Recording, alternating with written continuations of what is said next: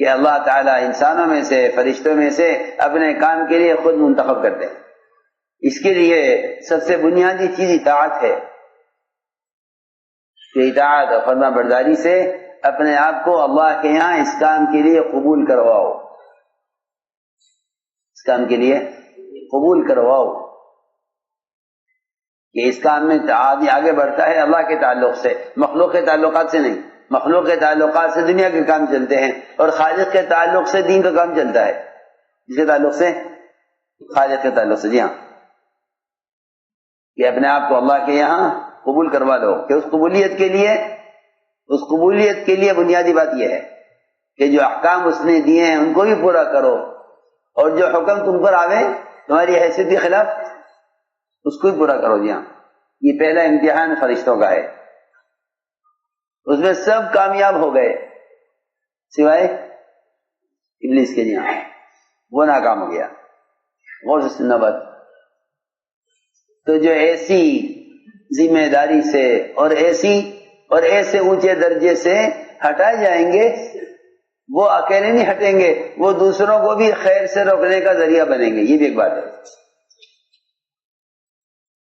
غور سے سننے کی بات ہے کہ یہ نہیں کہ یہ نکال دیے گئے تو خاموش ہو کے بیٹھ جانا، ایسے نہیں ہوگا۔ ہاں، تو شیطان نے قسم کھائی کہ اگر تو نے مجھے یہاں سے نکالا ہے تو فَبِعِزَّتِكَ لَأُغْوِيَنَّهُمْ أَجْمَعِينَ، تو تیری عزت کی قسم کہ میں سب کو گمراہ کروں گا۔ جی ہاں، سنو، کیونکہ جو خیر سے محروم ہوگا وہ خیر سے محرومی کا سبب بنے گا، اور جو خیر کے لیے مقبول ہو جائے گا وہ دوسروں کی خیر کا ذریعہ بنے گا۔ یہ ہے بات، یہ پہلا امتحان فرشتوں کا ہے۔ سنو غور سے، پہلا امتحان فرشتوں کا ہے، دوسرا امتحان انبیاء کا ہے، دوسرا امتحان انبیاء کا ہے۔ سنو غور سے کہ دوسرا امتحان انبیاء علیہ السلام کا ہے کہ ہم ان کو بھی آزمائیں گے، ان کو بھی ہم آزمائیں گے۔ سنو، ان کو بھی آزمائیں گے، ان کو بھی آزمائیں گے کہ کون سی بات ایسی ہے جو ان کے جذبے، ان کی چاہت کے خلاف ہے۔ ہم وہ حکم لائیں گے آزمانے کے لیے، حکم لائیں گے ان کو آزمانے کے لیے۔ ان کے نزدیک ان کی چیز ان کو زیادہ محبوب ہے یا ہمارا حکم زیادہ محبوب ہے؟ سنو غور سے، ابراہیم علیہ السلام کو حکم دیا کہ بیٹے کو ذبح کر دو۔ نبیوں کی اولاد جو ہوتی ہے وہ نبیوں کے لائے ہوئے دین کی محافظ ہوتی ہے، یا ان کے دین کی حفاظت کے لیے ان کی اولاد۔ انبیاء اولاد چاہتے اسی لیے، یہاں تو اولاد چاہنے کی تمنا ہوتی ہے تاجر کو تجارت کے لیے، زمیندار کو زمینداری کے لیے، جی ہاں، بادشاہوں کو تمنا اولاد کی تاکہ بادشاہ میرے خاندان میں رہے۔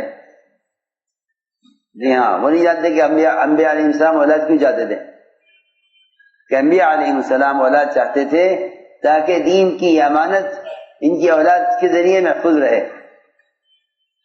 سنو، اتنی یہ تمنا ہوتی ہے نبیوں کی۔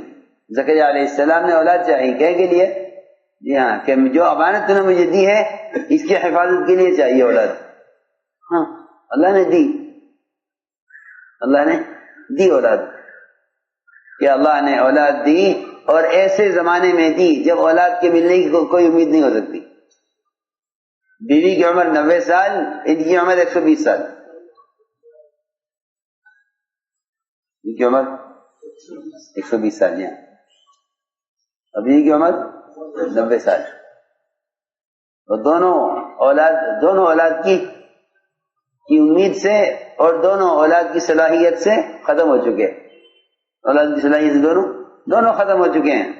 90 سال بیوی کی عمر، 120 سال حضرت زکریا کی عمر۔ جی ہاں، سنو، یہ عمر ہے، لیکن مقصد یہ ہے کہ اولاد ملے تاکہ اللہ کے دین کی جو امانت ہے میری اولاد اس کی حفاظت کرے۔ باہر کے لوگ نہیں کر سکیں گے،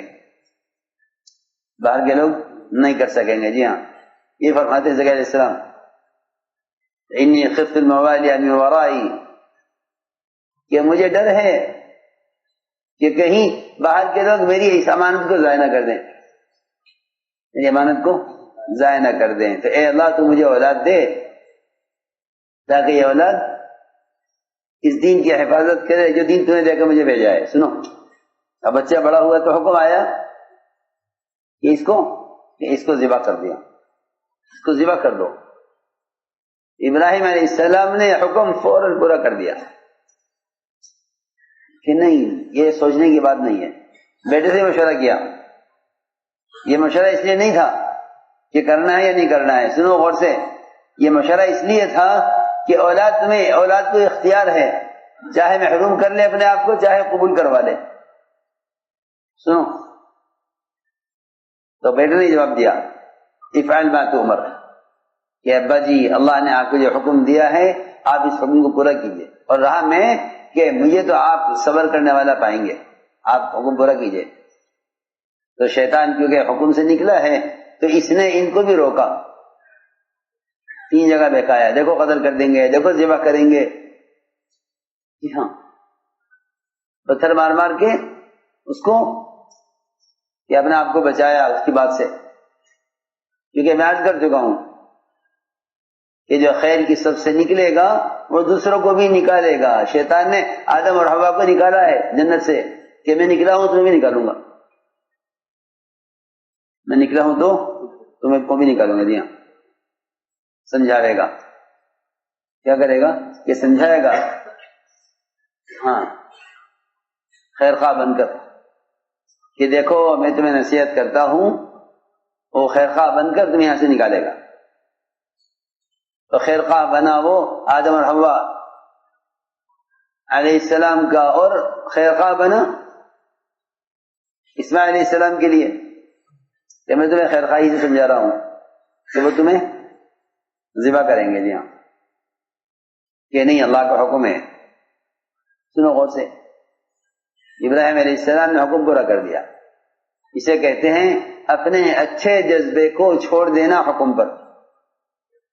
اولاد کا جذبہ اچھا ہے، اولاد کا جذبہ بہت اچھا ہے، سنو غور سے، اولاد کا جذبہ بہت اچھا ہے، مگر چھوڑ دیا حکم پر، یہاں اس کو ذبح کر دو، تو انہوں نے حکم پورا کر دیا کہ انہوں نے چھری چلا دی۔ اللہ نے فرمایا کہ نہیں، ضائع کرانا ہمارا کام نہیں ہے، ہم ضائع نہیں کرتے کسی کو، ہم حکم پورا کرنے والوں کے عمل کو ضائع نہیں ہونے دیتے۔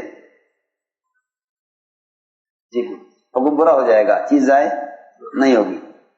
حالانکہ بیٹا ذبح نہیں ہوا، لیکن اللہ نے اس حکم کے پورا کرنے کی وجہ سے ساری دنیا کے بچے ابراہیم علیہ السلام کو دے دیے۔ پوری دنیا میں جو بچہ بھی پیدا ہوتا ہے کسی بھی گھر میں، عیسائی کے یہاں، یہودی کے یہاں، ہندو کے یہاں، کسی گھر میں کوئی بچہ پیدا ہو اور بالغ ہونے سے پہلے مر جائے تو وہ بچہ کس کو ملتا ہے؟ ابراہیم علیہ السلام کو۔ لو تم نے ہمارے لیے قربان کیا، ہم نے ساری دنیا کے بچے تمہیں دے دیے، بتاؤ کتنے بچے چاہیے؟ پوری دنیا میں جو بچہ بھی بالغ ہونے سے پہلے مر جاتا ہے وہ کس کے پاس ہے؟ سو ابراہیم علیہ السلام کے پاس۔